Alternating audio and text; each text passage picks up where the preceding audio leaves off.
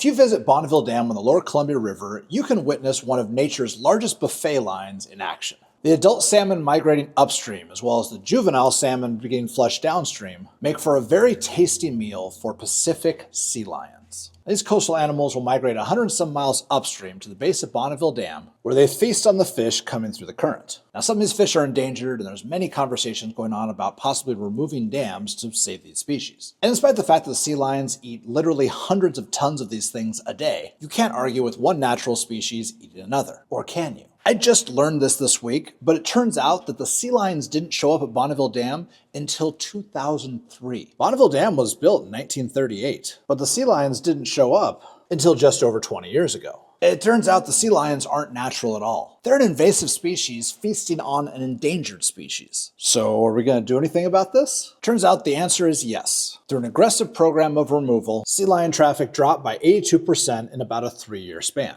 Now, while the data is inconclusive as to whether or not culling the sea lions actually had an overwhelmingly positive effect on the number of fish, there is a case to be made that the fish didn't start coming back until the sea lions were taken care of. This is all just one more reminder that this is a very fluid and active ecosystem with a lot of variables that haven't been fully explored. It would be crazy to tie the rise and fall of salmon in the Pacific Northwest to just one factor like sea lions or even dams.